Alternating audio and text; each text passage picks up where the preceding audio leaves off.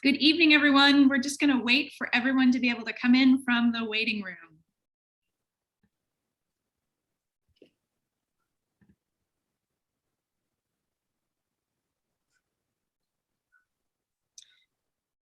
The counter is still ticking up, so we'll just give it another moment. And the chimes are ringing here at St. Andrews.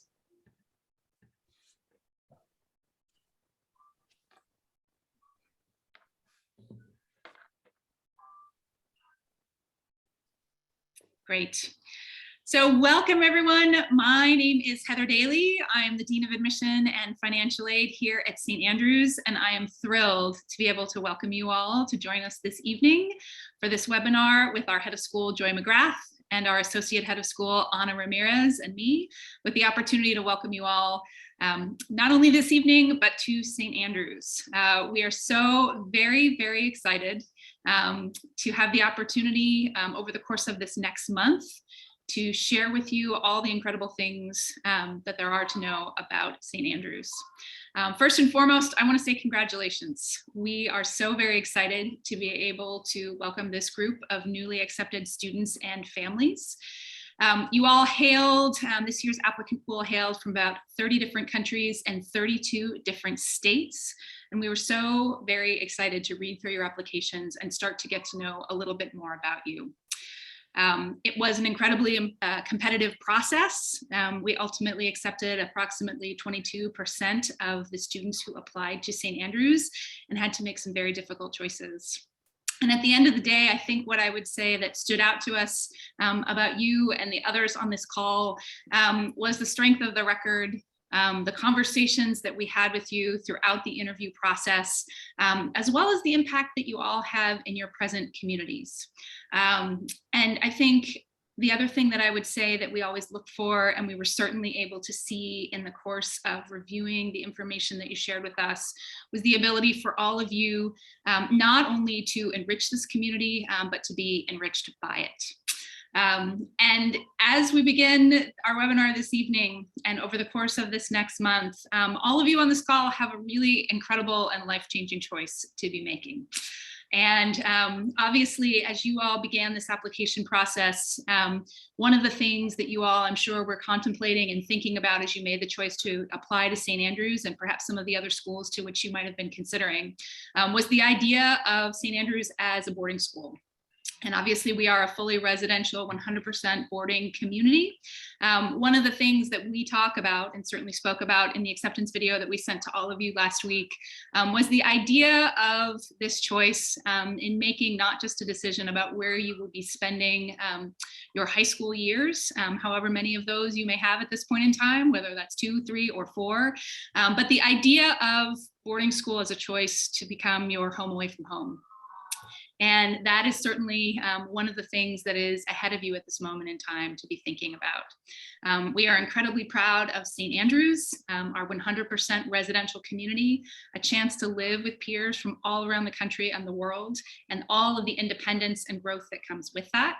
We're also, I think, one of the things that you would want to be considering deeply about are our identity. I think our community is a culture of kindness, the incredible strength of our academic program, the inclusivity of our community, the kindness of it that's rooted in our Episcopal identity, and certainly in the way that Felix DuPont founded our school as a place where students from all socioeconomic backgrounds could come, our financial aid and our commitment to it and the impact that's made over the course of our time as a school and a community.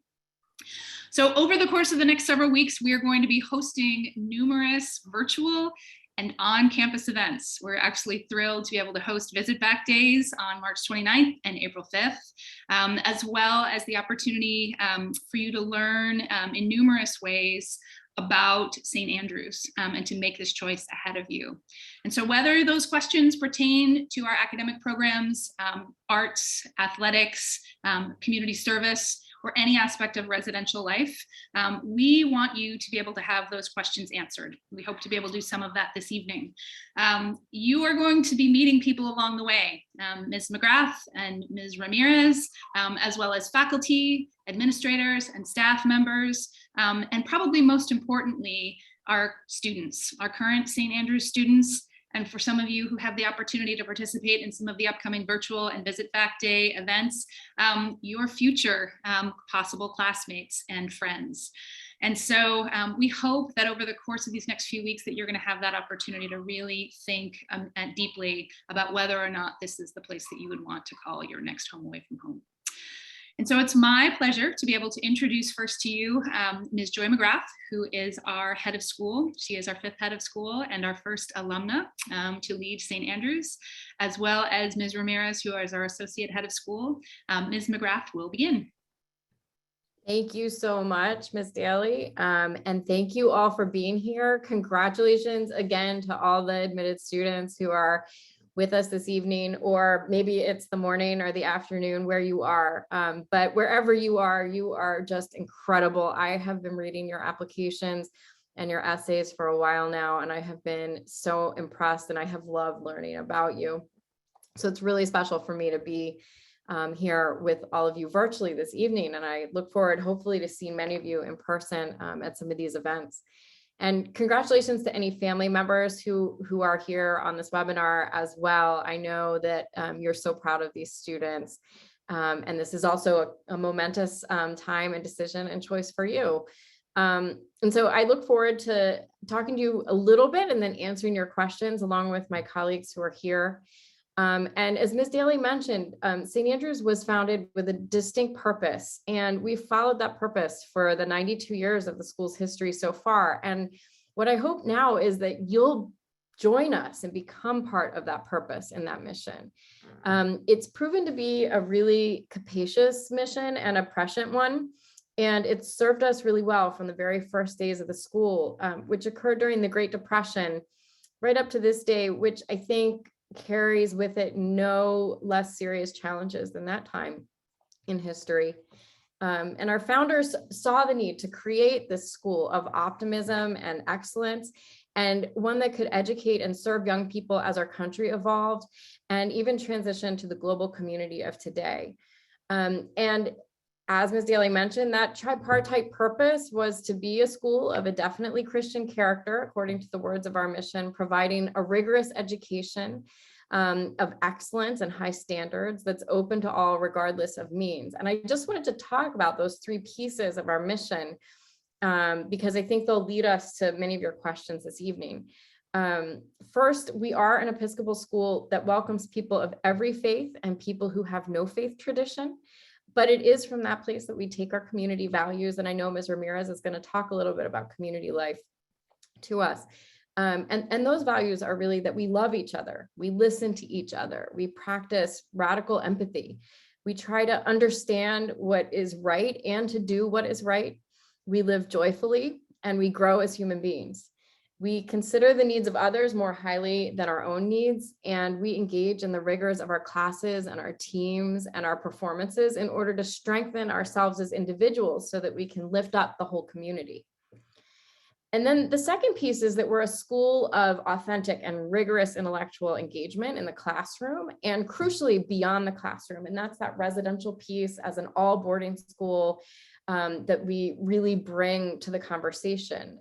You are all so intellectually capable, and we will challenge you to investigate and understand and debate and create and perform and reason and problem solve at the highest level in our classrooms and in our dorms, in our playing fields, in the chapel, in the dining hall, all around the school. We all love to learn here at St. Andrews. It's something we all share. And the process of growing and understanding brings all of us great joy and fulfillment.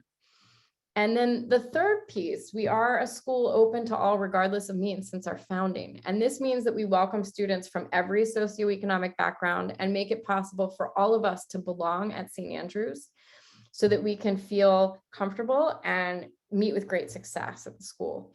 And we believe that the diversity of our school community is essential to a great education. Every voice and every point of view is required for us to learn and live well. And so this openness to all is a defining feature of our DNA as a school. And along with our grounding in the Episcopal faith, it defines a school where every one of us belongs and thrives. And in fact, my St. Andrew's story begins there. Ms. Daly mentioned I'm an alumna. I grew up 20 minutes away from this school and I had never heard of St. Andrew's before, but through a series of coincidences, I was introduced to the school and found myself on a tour. And I think you can probably guess the rest of the story. I was admitted to St. Andrews as a new junior, a fifth former. I received a generous scholarship, and without that scholarship, my family would never have been able to send me here, much less to any private school. And I encountered teachers here for the first time who saw something in me and who believed in me and knew that I could do more than I actually understood I could do myself. And I found friends here who are still my best friends. And when we see each other today, nearly 30 years later, it's like only a few moments have passed since the last time we saw each other. And so what I found at St. Andrews was not just a school, but a home. I learned so much here. I came as one person and I left as another. And that's why I'm here today. And it's because St. Andrews is the place in the world that I most strongly believe in, because it is a place of optimism and excellence. So I can promise you that if you are ready to discover more of yourself through debate and learning and finding and lifting up your distinct voice and engaging in serious consideration and joyful friendship, then we are ready to believe in you and coach you and teach you and encourage you. And I hope you will join us. So thank you so much for being here. And I look forward to answering your questions. And I'm happy to turn this over to Ms. Ramirez. Thank you so much, Ms. McGrath, and welcome to our new families and admitted families and students in particular. Congratulations. This is a incredible moment. I know how much this waiting time has meant, because this is also for us, for my husband and I, the first time where we might become also new parents of a future saint, as our son Gabriel was also admitted to the third form. So I am with you on this walk. But I am Ana Ramirez, the associate head of school, and I've been at St. Andrews for 25 years. I want to let you know a little bit about me as well, but also most importantly, about our community. So I also teach Spanish, and I have advisees that I adore. I do dorm and weekend duty, and I advise several groups, including the Latinx Affinity Group and the International House. This means that maybe next year you may have me as your Spanish teacher. I might be on your dorm doing duty. You may be in my advocacy group or any of the other affinity groups. Regardless, one of the most important opportunities at St. Andrews is the relationship that you would develop with your peers and with the faculty. And all these things that I do, I'm just one person. Multiply that by about 80, and you will find 80 faculty members, and you will find that you will have all these moments through the morning, through the afternoon, through the evening, to really make these very special relationships and bonds, but also with your peers as well. Because we all live here in proximity, right? You will find that you will really have the opportunity to get to know people in very genuine ways, right? This is not just that you're in a class and then you go home, but really you are going to be with them day in and day out for the great moments and for moments where you need some support, both from your peers, friends, and also from your teachers. And this is how you really get to know people. You will know about their stories, about their families, and you will know about just what Ms. McGrath told you about her story of St. Andrews. You will hear about where people come from and what their experiences might have been before coming to St. Andrews. And that is really knowing ourselves in a full way and knowing others in that same way as well. And you know about everybody in very formal ways and spaces, such as in the chapel, in classes, as well as in sports, but mainly it happens in conversations with people in the dining hall, in our beloved front lawn, in the evenings after study hall on dorm, or maybe it also could happen if you take a walk in the woods, or during a bus ride to town, or to a sports game, or to a week, or during a weekend activity, or maybe it's about getting to know your advisory group as you're having dinner at your advisor's home here on campus. Soon you will feel and experience the generosity, the warmth, and the authenticity of this very close-knit community that I also call home and my family. But it is equally important that you think about how you also will contribute to the fabric of this school and this community that we so much love. So you may ask yourself, how can I contribute? Well, besides your engagement and your curiosity in your classes, you can contribute by participating in sports or artistic expressions that you love and you know so well, but also in participating in activities or clubs of topics or activities that you have no idea, you've never heard of them, or you've heard of them but really never tried, right?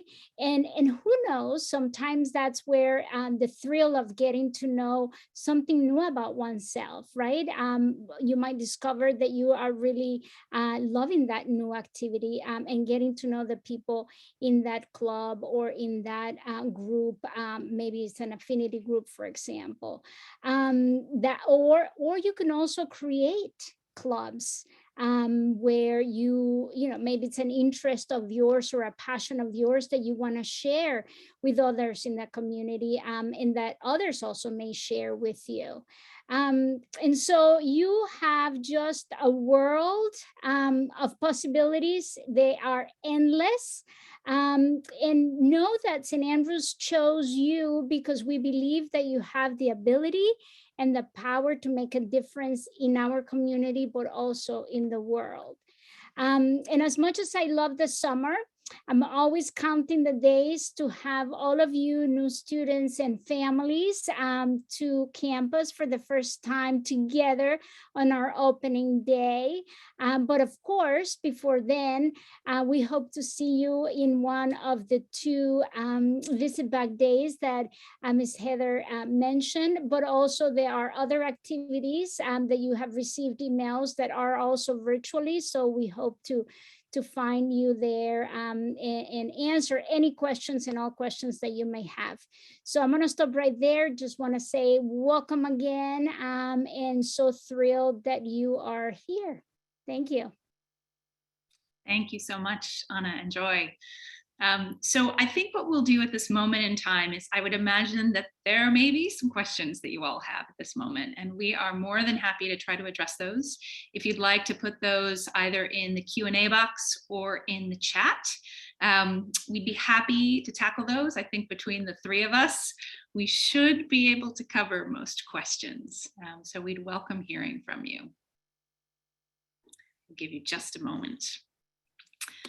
I was just saying to Ms. McGrath and Ms. Ramirez before we all got on, my office is just off of the front lawn, and today is the day that our students have all returned from spring break. And the front lawn in many ways is sort of the living room of the school. And they were all out on the front lawn after dinner. And so it was quite the cacophony out there tonight. So if you all want to, I'm going to take a look. We have a first question. The first question actually is related to semesters abroad. So thank you, Lauren, for that question. And what I would share is that we do not have a semester abroad here, program here at St. Andrews. And yet at the same time, and certainly COVID has been impactful on our ability to plan for global experiences for students. Again, one of the most incredible things about a place like a St. Andrews is the fact that the world comes here to Middletown, Delaware, and we have that opportunity to live in proximity with each other. In the past, we have had the opportunity for students to take trips abroad with faculty members, oftentimes over school breaks, things along those lines. But we do not have a formal semester abroad program as far as that goes. I don't know, Ms. Ramirez, Anna, if you'd like to add anything about those trips or that travel. Yeah, there are other trips that happen. For example, our choir in the middle of April is going to Puerto Rico, and I've been, to other parts of the world with them. Different faculty members have the opportunity to go with the choir, which is wonderful. But yeah, for languages, we take different trips abroad. Obviously, with this pandemic, we haven't been able to, but we are really looking forward to do that. And then there is in the summers organizations that we recommend students who are interested in traveling abroad for different topics, whether it's theater, maybe it's language, but there are plenty of opportunities to experience and to contribute to the world. Great. Thank you. We have another question related to advisory groups. And this is actually an important piece. I think both Ms. Ramirez and I spoke about, and perhaps Ms. McGrath also spoke about the importance of relationships that students have, not only with each other, but with the faculty members who live here. We all live on this campus together. And those relationships that students form with faculty members, with coaches, with program leaders, and particularly with their advisors, I think are critical. For parents, and I say this as the parent of 3 St. Andreans, if this is your oldest child who has been accepted to St. Andrews, or perhaps if you are a veteran parent of adolescents at this point in time, one of the things that you will know about this time in your children's lives, or will know, is that there is independence that is happening, and there is a lot that takes place during this time in their lives in which they are seeking validation from other sources. And while that is sometimes not from you in the way that they might have sought knowledge and wisdom from you when they were smaller, they still need you, but they especially need important adults in their lives. And I think advisors are an incredible example of that. All of us here at St. Andrews, for the most part, are advisors and have anywhere from 3 to 9 advisees who are members of the student body. And we work very hard at the end of each academic year to think about the advisory placement for our new students. In the admissions office, we've gotten a chance to get to know all of our new students, having a sense of the type of individuals you may be, your strengths, your areas of challenge, perhaps any concerns that you all might have about making this transition. And we work with our Dean of Students office to help make that pairing a successful one. It's one of my favorite parts of my role here at St. Andrews, is the time that I get to spend with my advisees, and is really, I think, a foundational piece of faculty-student relationships here. So thank you for that question. We also have a question about what are dormitory situations like for our freshmen, or what, as we call them here, our third form students. I don't know, Ms. Ramirez, if you'd like to talk about that as someone who has certainly spent many, many years here in residence at St. Andrews. Yeah, sorry, my internet was a little tricky. Can you repeat that question? Of course. It was a question about third form dormitories and what those are like. Absolutely. The third form dormitories, as you may know, we have The boys live in two different but next to each other dorm hallways, and the third form girls live in our beloved building called Pell. And there are two dorm parents, so faculty members who will be your dorm parents who actually live with you on the dorms. And then there are a group of us, me included, who come also on the dorm during study hall and get the wonderful opportunity to get to know you as well.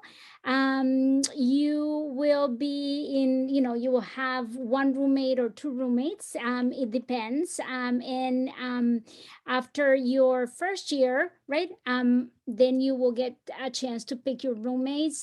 But your first year, you are placed with roommates. And I know that the admissions group of staff, as well as with the co-directors of residential life, work on pairing roommates. And it is a fabulous dorm life. We have a lot of different fun activities that we can do, or that we do actually after study hall. Your study hall will be from 8 to about 9:45, and then there is opportunity to play different games, or eat, or hang around, get to know friends, or visit people, other friends' rooms. So sometimes we have specific programming. Sometimes we go to the gym, depending on what the night programming might be. You will also have perhaps the most important people besides your faculty members living with you. You have a group of seniors. So the seniors don't have a dorm. They actually live with all the other students. And so you have incredible seniors to mentor you, not only to welcome you, but really to guide you through the entire year as you are navigating boarding school for the first time. I would tell you that perhaps they are so excited to get to have the opportunity and that leadership and developing the friendship more than anything with you. And they are your big brothers and your big sisters on the dorm. That's not to say that obviously you will develop close relationships, friendships with other seniors because they will be, close by in the other dorms that are around you. But that is really what is so special about our dormitory life, that you have these older students that you can look up to and ask many, many questions, but you have this group of adults as well to support you, to guide you, to answer any questions, and to help you so that you really quickly make St. Andrews your own home. Thank you. We have a couple of questions from some of our older students who are on the call. So while most new students entering life at St. Andrews each year are our new third form or ninth graders, we always have a robust group of new fourth and fifth formers, so sophomores and juniors. And actually, Ms. McGrath, you are very specifically asked, what was your experience as a new junior in terms of fitting in? And what was that transition like for you? And there were a couple of questions related to that in terms of thinking about coming in at a year other than that ninth grade experience. Yeah, thank you. That's a great question. I think this is where at St. Andrews, joining this community, you're really in luck because the community is so warm and welcoming. I honestly, I was nervous about it, thinking before I came that everyone had already made friendships and had gotten to know each other and what would happen to me, but that dissolved instantly when I set foot on campus and was immediately welcomed by everyone. And actually, as a result of that, I had really great advisors among my fellow students and peers who had been at St. Andrews already for 1 or 2 years and could really help me find my way. And so I really appreciated that. I think also students joining in fourth and fifth form as sophomores and juniors bring so much energy to our community and enliven those classes that they're joining in really important ways and become leaders right away that we can recognize in those classes. And so I think it's a really wonderful experience. There's no doubt it's a wonderful experience being able to be at St. Andrews for 4 years. And I think all of us who join and only were able to spend 3 or 2 years feel, wow, it would have been great to have 4, but the time that you have is really, really wonderful. And I think enriched by the fact that your class is already, you have some classmates already here. Yeah, and I think that is, to echo what Ms. McGrath shared about that. Our returning students look forward to that new group of students coming in, and to being able to welcome them into the fold. So it really is the sort of thing that, regardless of how many new sophomores and juniors we are able to welcome to our community, I think that one of the things that I love about this place is that every year, within the first week or so of school, I think our students feel as if they've stepped right in and haven't really missed a beat. So thank you. I appreciate that firsthand perspective, and I'm sure our friends here on the webinar do as well. So this is a question about community service. And what that looks like during the time that we're living in at this moment in time. Thankfully, based on sort of how the pandemic has evolved, we are able to offer service activities for students. I think one of the most incredible parts of our week is every Wednesday, when we have the opportunity during the academic day for a period of almost 2 hours to be able to take students to different service opportunities within the context of the greater Middletown community. And while service is not required here at St. Andrews, approximately 70 to 75% of our student body choose to participate in this weekday activity each week. And so I think that says a lot about who we are. In addition to that, and it will be interesting to see how this evolves post-COVID. In the past, we've had some afternoon service activities for students, but then there are a number of different opportunities and advocacy groups, that we will get involved with, whether that has to do with fundraising or other volunteer opportunities that happen as independent projects for students here that are supported by our school and by our community. I think that it is something that many of our students really look forward to as a highlight of their weeks each Wednesday. So we're getting ready as we start up again tomorrow to head back out into the community, to volunteer at different local elementary schools, to do some work with what we call our adaptive athletics program. In the past, we've done some work with some convalescent homes. And so our hope is to continue to have that be a really robust part of the academic and student experience here at St. Andrews. So thank you. This is an interesting question that I think both Ms. Ramirez and Ms. McGrath, you might be able to answer. Can you share your favorite spot on campus? It can be a building or a tree. That was the way that the student in question phrased this, but is there a favorite spot that you all have on campus? Go ahead.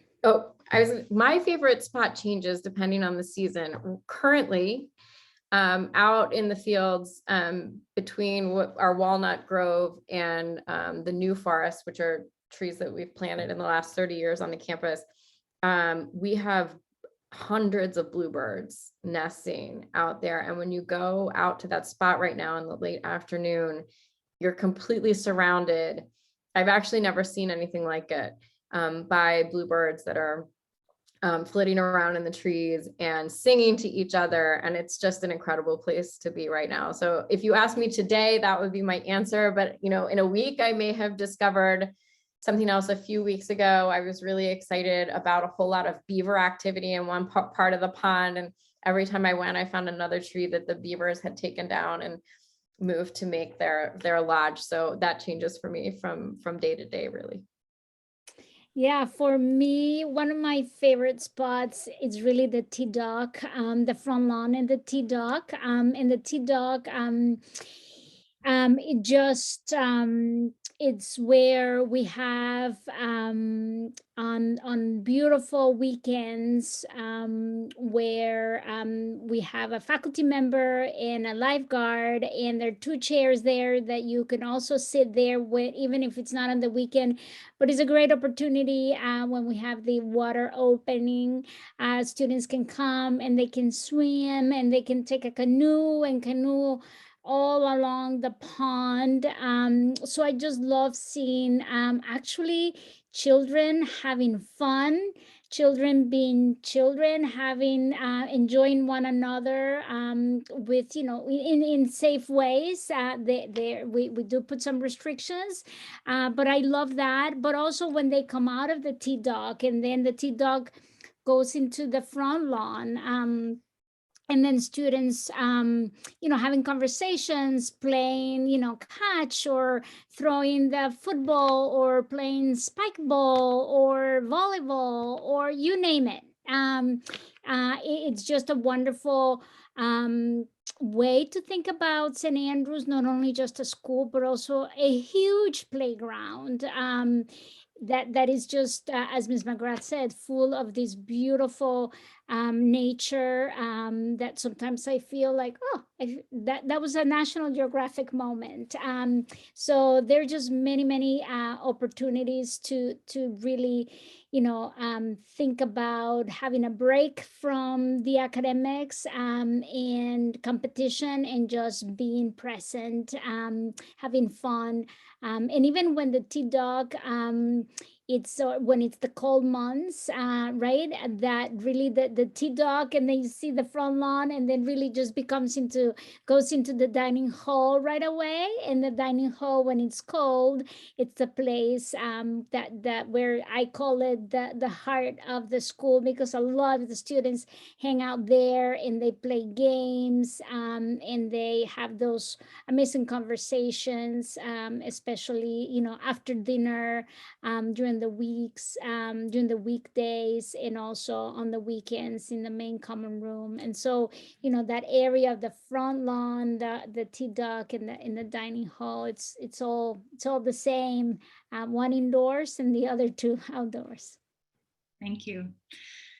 We have a question about our cell phone policy here at St. Andrews, and how that, a little bit about that, and how students have contact with friends and family members outside of St. Andrews. So I don't know if either of you would like to answer that question. I can certainly do it if I can just start by saying, I think our cell phone policy is a really important part of how we build our community and our culture on campus. And so cell phones are a wonderful tool, and there are lots of great technological tools that we use for St. Andrews education. And but we also really want to build the community in a way that so that cell phones don't interfere with it. And so one of the ways I think about this is we bring all of these people from all over the country and the world and all these different backgrounds together, so we can all learn from each other and learn with each other.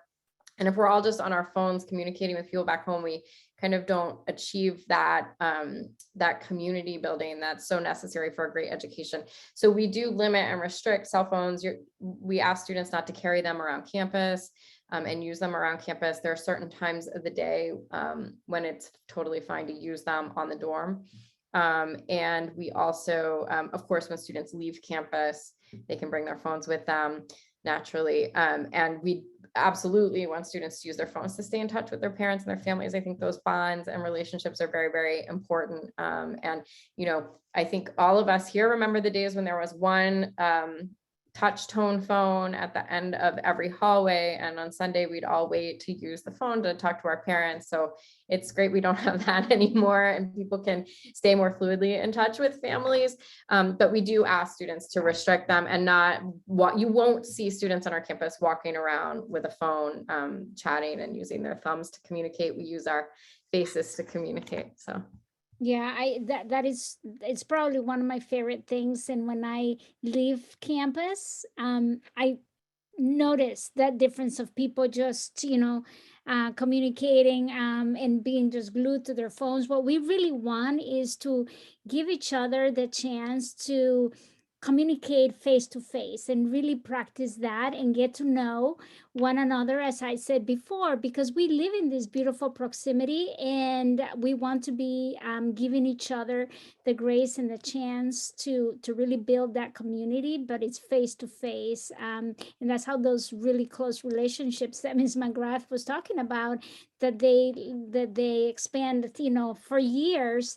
It's how you build them. So that's really, really important and critical to who we are as a school. And it's interesting, I'll tell you one thing, that a lot of alums, once they are in college, they really miss, that shock of having to be on the phone with their classmates and actually saying to the classmates that I'm talking to you, put your phone down so we actually can have a conversation, especially in informal spaces, right? That's something that they often talk about, how much they really appreciated that cell phone policy here at St. Andrews. Thank you. We have a few questions related to academics, and so I may address those quickly or ask others to address those. The first actually has to do with how students pick classes. And that actually is something that once students have enrolled, usually in about the middle of April, we will send out course scheduling information to our newly enrolled students. That comes out of our studies office. Mrs. Hurt, who is our Dean of Teaching and Learning, and then we have Mrs. Tower, who helps in that regard as well, to be able to work on designing and choosing classes for individual students. For our entering ninth graders, our third formers, English is a typical class that all students will take. Biology is our standard science class. Mathematics and language will depend upon your previous coursework in those areas, and we do have placement tests that go along with those. Arts classes are chosen individually by students, and the studies office is available for any questions. For those of you who are coming in as fourth formers or fifth formers, we will take a look at what you have taken previously, be looking at what coursework obviously you would need in order to graduate, and be able to design a schedule from there. So if your science sequence has been different, the thing to know, I think, about St. Andrews is that each student's schedule is done individually, and so we have the ability to meet you where you need to be in terms of level of challenge for any particular coursework that you need. But there is a question about transition and what workload looks like for students, both in terms of sort of a typical workload for students and how they manage time and study halls and those sort of things. So I don't know if Anna, you'd like to speak about that. Absolutely. As you may know, classes are, we have 4 blocks during a day, and those classes are 75 minutes long. And there is a little break in between them. So some of the breaks are a little longer than others. And we have sit-down meals at lunches, which is great. So your academic day really goes from about 8:30 to about 3 o'clock. Granted, there are about 7 different blocks, but you don't take all blocks, so you might have one free block in a rotation. So some days you might have 4 blocks of classes, but another day you might only have 3, or maybe you have only, or you might end up with 2 free period blocks as well, depending on what you're taking later. As you move into the different forms, there are some semester courses as well. So in one semester, you might have 1 block free, but in the second semester, you might have 2 block free, or you may not. It really depends on, as Ms. Daly was saying, it really is designed on an individual basis. And so after sports and your afternoon activities, you have study hall. Everybody is in study hall. Actually, right now, everybody's in study hall. It goes from 8 to 10 for freshmen, the ninth graders. It ends about 9:45, 9:50. And for each class, we give about, 40 minutes or so of class of homework per period. But remember that the classes most likely that you had today, you will not have tomorrow because they are on a rotation. And so that actually gives you more chance to, or more time to complete all those homework assignments. Maybe you had a little bit of extra time during study hall that you could then work ahead, or you could work ahead if you wanted to during your free block, or during before breakfast goes for a while in the morning. So it depends if you are a morning person or not. And then really around 10 o'clock, we stop study hall and we have that bonding time that I was talking about on dorm. And then we have students actually, get ready to go to bed. And then we need everybody to have a good night's sleep. So sleep is really, really important, as we all know. So that is more or less what the day at the academic day or the full day looks like. We have Saturday classes, but about once a month. The other Saturday in the mornings, we have different programming. It could be the form coming together. It could be about leadership development. It could be about different topics that we have. It could be a celebration, for example, of a wellness day. So we have different activities going on outside, or it's Earth Day, and so we have another group, series of activities. Or we have, for example, an equity conference. So there really every Saturday is different. And there's some Saturdays where we say, we're just going to sleep in and really enjoy the time that we have with one another. So really every Saturday changes a little bit. Thank you. We also had a couple of questions related to COVID in relation to maybe around health services and how we have navigated any COVID illness on campus, as well as masking and anticipation about what masking may look like both now but also in the current year. And so I don't know, Joy, if you'd like to speak to that. Of course, I'd be happy to. Thank you for those questions. I think if we've all learned anything during this pandemic, it's that, it's hard to make predictions, but I can say very happily that we are in a state now in Delaware where the governor has eliminated the school mask mandate that just occurred here. As we mentioned, our students are just coming back to campus, so we still are having return protocols. We have students coming from all over the world back to campus, so we do have to do masking and testing just during this arrival period. We, in our COVID policies, absolutely follow data very, very closely, both the data on the prevalence of the virus in the local area and in the state and our places where our students are coming from if we're traveling, but also our testing data on campus. And this year we've been testing every week and have really followed that. Our current policy is consistent with the guidance we have, which is that if a student tests positive, we are asking them to isolate.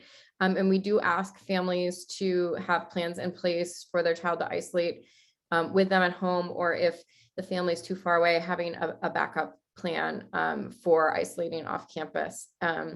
And that has been working really well. We're so grateful to all of our families who've been really flexible and understanding. And we have worked our way through this year. I think in that respect, we've stayed on campus and in school all the time this year throughout the academic year, and we haven't had to modify our schedule or breaks at all. So it's been very much a normal school year in terms of the schedule. So COVID has not impacted us that way.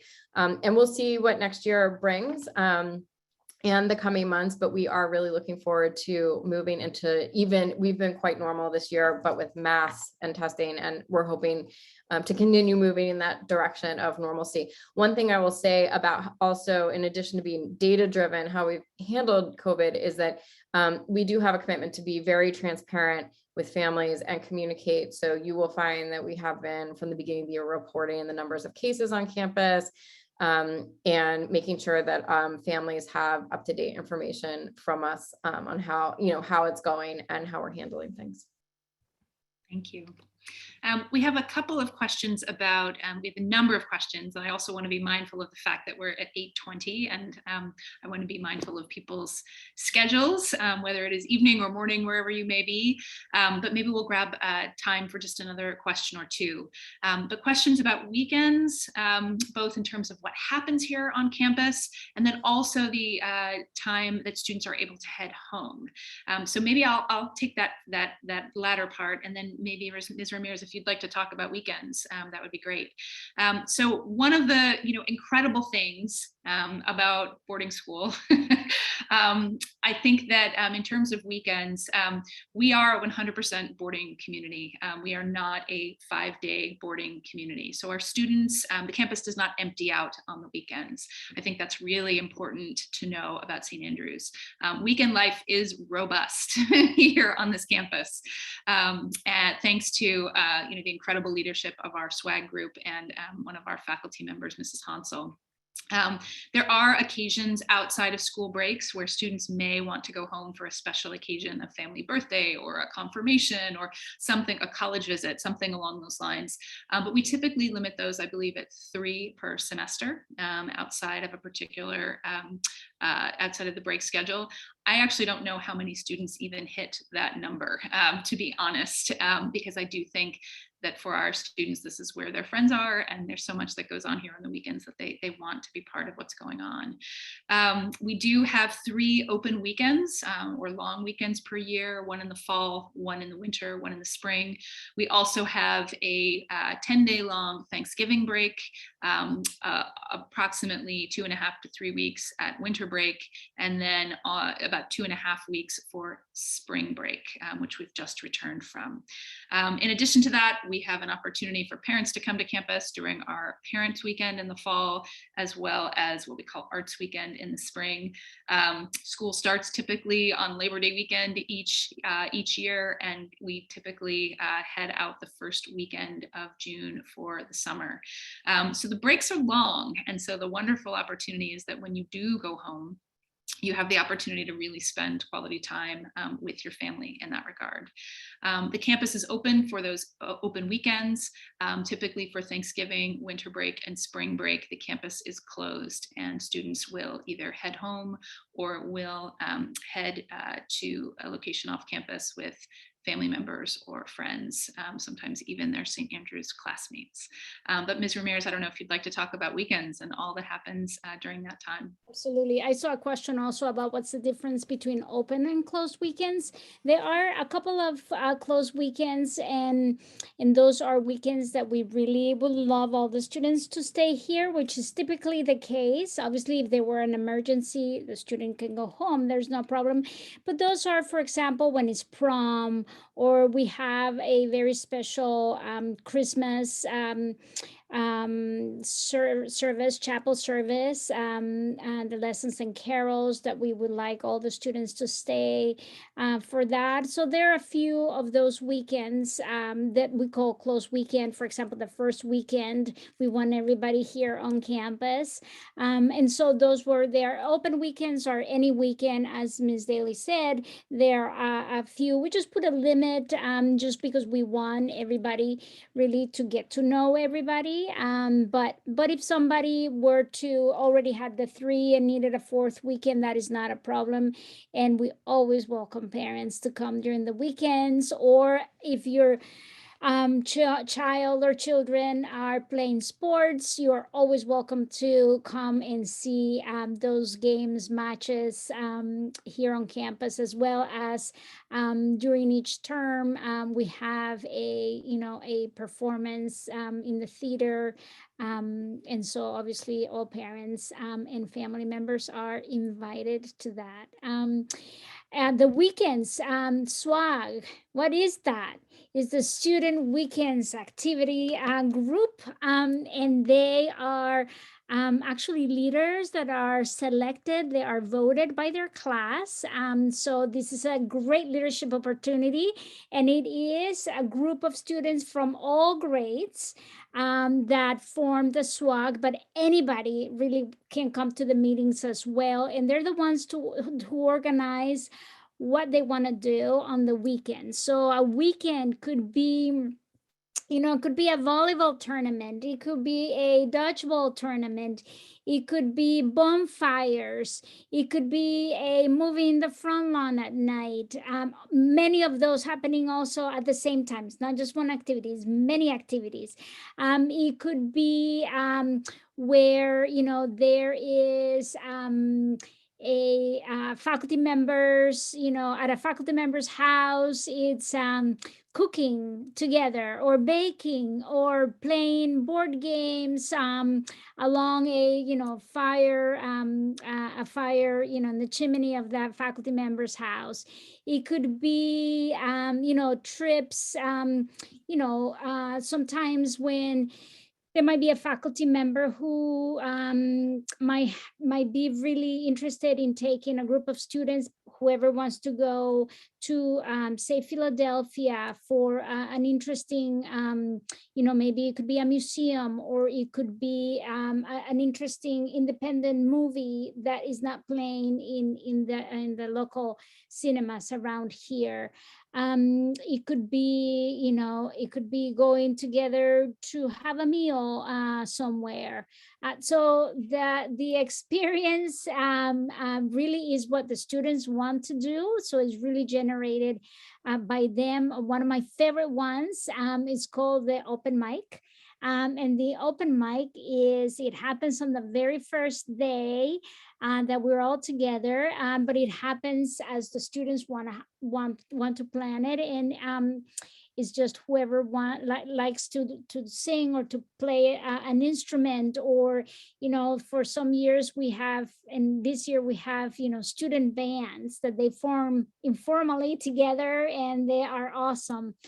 So that's just like a program that the students put together to just entertain others, which is great. So that's just a few of the activities that we do.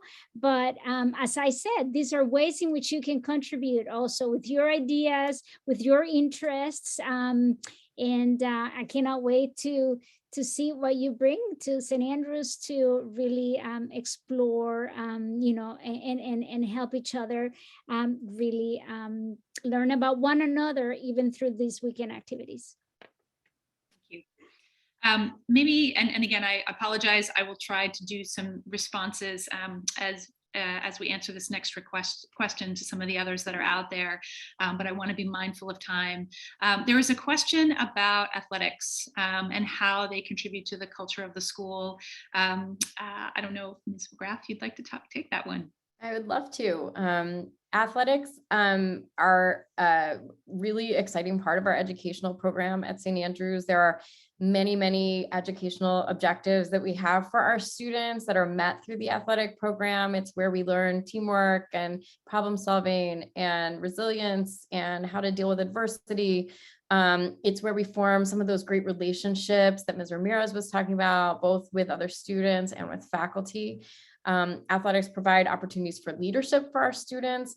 And, in a contest or a team, everyone at some point or another becomes a hero of the group, maybe an unlikely hero, but a hero nonetheless. And it's just a great part of the education here on campus. And one of the great things about athletics at St. Andrews is that for the most part, your teachers, whether they're in math or history or science or languages or English, are your coaches. So our coaches are teachers and our teachers are coaches. They're also your dorm parents. And so it builds that fabric of the community and the relationships. It's just another aspect of the relationships that students at St. Andrews have with adults in the community.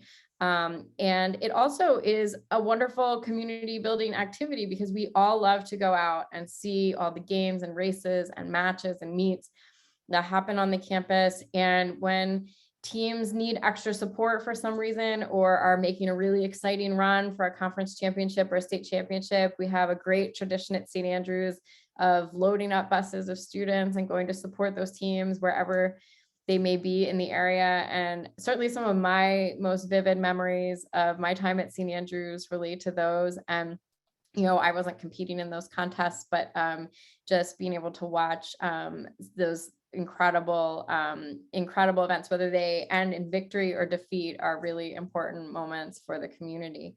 And so for all those reasons, we're excited to have all of you either participate in sports you've done or try new sports. We have the opportunity. I personally, when I came to St. Andrews, tried 2 new sports that I'd never done before.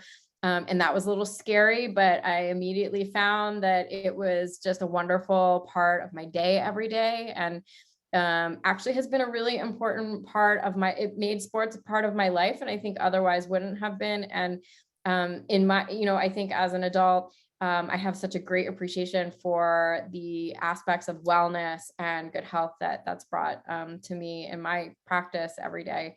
And I think, many students experience that when they try new things here of all kinds. And I think sports are very much included in that. And it's one of the exciting parts of enrolling here and becoming a student. Great, thank you. So once again, I'm now hearing the bell tower in the background, which means that it is 8:30. And once again, I want to thank you all so much for spending some time with us during this webinar. We are so excited to have this opportunity to welcome you to St. Andrews. We hope to see many of you at our upcoming virtual events, and certainly for some of you who are able to join us in person at one of the Visit Back days.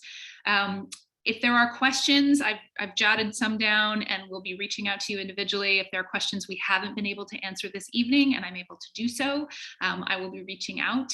But please, whether that is to me, whether that is to Ms. McGrath or to Ms. Ramirez, to your admission interviewer, we would love to hear from you. We would be happy to answer any additional questions you have. And I just want to end once again by saying congratulations. And we very, very much hope that you will be joining us next year at St. Andrews. So thank you very much. Have a wonderful evening or a wonderful day ahead of you, wherever you may be. And thank you again so much for joining us. Thanks, everyone. Thank you. Good evening, everyone.